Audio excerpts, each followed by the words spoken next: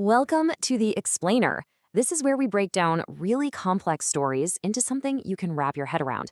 And today, man, do we have a story for you. We're digging into the absolutely incredible account of a man who says he was at the very heart of a top-secret military project. A project that could have changed everything. I mean, just let that sink in for a second. That's the question David Adair puts on the table. How do you deal with that? It's a mind-bending situation for anyone. But imagine being 17 years old in 1971 and facing it. Seriously, it sounds like something straight out of a sci-fi movie. But for David Adair, he swears this was his life. All right, so let's get into it. Our story kicks off with David Adair, who as a teenager was basically a rocket-building genius. And according to him, his skills got so good, they didn't just get noticed, they got the attention of the U.S. Air Force. We're talking big names, like General Curtis LeMay, who came to him with a project that was, well, unlike anything else on Earth. So here was the deal. The military had this incredible revolutionary engine. The problem? Every single rocket they strapped it to just couldn't take the strain. They were all too flimsy. And according to Adair, this is when General LeMay looked at him and agreed with his totally out-of-the-box idea. You don't put the engine in the rocket. You have to build the rocket around the engine. Now, just look at the commitment this took. The project was codenamed Pitham. And for more than 2 years, 26 and a half months to be exact, Adair says he worked on it. We're talking 14 to 16 hours a day, 7 days a week. Keep in mind, he's 17 years old, working on what he believes is one of the biggest secrets in the country. It's just insane. So, okay, if you're going to build a rocket around an engine this powerful, you can't just use regular old aluminum. Adair says he needed a material that, you couldn't find in any textbook. He needed something so unbelievably strong that, for all intents and purposes, it just shouldn't even exist. And incredibly, General LeMay delivered. He managed to get his hands on 6 tons of this stuff that Adair was told they called carbite. And get this, he was told that this was it. This was the only supply of this metal on the whole planet. And its properties? Well, they were just plain weird. And the deeper he got, the stranger it became. Adair says this material was so hard, you couldn't even scratch it. It was incredibly dense and heavy. And then there was this, when he brought a compass near it, the needle just went haywire, spinning like a drill bit. Where did it come from? All he was told was England. The origin was a complete black box. He had nothing to go on, no spec sheets, no data on what it could withstand, absolutely nothing. And that's why Adair himself could only guess.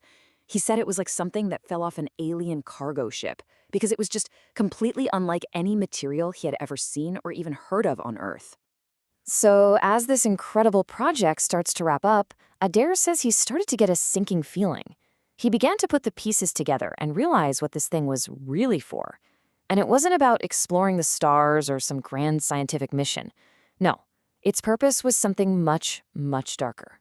Now, to really get why this is so terrifying, you have to put yourself back in the Cold War. At the time, the entire world was basically held together by this very fragile idea called mutually assured destruction, or MAD for short. The thinking was pretty simple and pretty grim. If you launch your nukes at us, we'll launch ours at you, and everybody dies. Nobody wins, so nobody's crazy enough to start. But here's the thing about Project Pitham. Its rocket wasn't about keeping that balance. Its insane speed was designed to break the MAD doctrine. It was all about giving the U.S. something called first strike capability. That means you could launch an attack so incredibly fast that your enemy literally has no time to retaliate. All of a sudden, winning a nuclear war, it doesn't sound so impossible anymore. And as Adair puts it, man, this is chilling. The goal was horrifyingly simple. The fastest person to kill the planet wins. The whole game was no longer about preventing a war. It was about winning it in the first few minutes. A weapon like this takes the mutually assured part right out of the equation. And what really haunted Adair, he said, was the lost potential. This incredible technology he was working on, it wasn't just a weapon. He believed the physics behind it could have given us amazing things, like inertia dampeners, force fields, even travel to the stars. But instead of being used for that, it was being turned into a faster way to destroy civilization. So there he is, a 17-year-old kid realizing he's just built the ultimate doomsday weapon. So what does he do? Well, Adair claims that right there on the floor of Groom Lake, a top-secret base you probably know as Area 51, he made an unbelievable choice. He decided he had to destroy it. I mean, picture the scene. The rocket, Pitham, the thing he'd poured more than 2 years of his life into, had just landed from a perfect test flight. It's sitting there on the desert floor. He's surrounded by military guys, including this high-ranking official, Arthur Rudolph. How in the world was he going to destroy it right under their noses? Okay, his plan was a wild mix of clever psychology and science. First, the diversion. He knew this official, Arthur Rudolph, just couldn't stand seeing people get emotional. So Adair fakes this massive sobbing fit, just to annoy him into letting him get near the rocket one last time. While that's happening, he secretly scoops up a blob of graphite grease from a hangar door. Then, he gets to the rocket, uses his own key to open a panel, shoves the grease into a critical spot, the cyclotron's induction tube, and sets a timer for 60 seconds. 60 seconds. That's it. With the clock literally ticking down, he then convinces the guards there's a fuel leak and the whole thing's about to blow. So what do? They all jump into a golf cart and floor it, getting out of there as fast as they can while that timer is just ticking away. The result? Well, Adair knew that putting graphite grease in there with the compressed deuterium would cause one heck of a violent reaction. It created this massive conventional explosion, not nuclear, but huge, that leveled the rocket and sent a shockwave that knocked everybody flat on their backs. Project Pitham was history. But blowing up the rocket? That's not where the story ends. Not by a long shot. The consequences of what he did as a 17-year-old in the middle of the Nevada desert, well, according to Adair, they were going to follow him for the rest of his life. So, in the chaos right after the explosion, Adair claims he gets rescued by none other than General LeMay himself, who apparently flew all the way to the base after getting tipped off. LeMay supposedly told him he burned the entire paper trail on Project Pitham to protect him.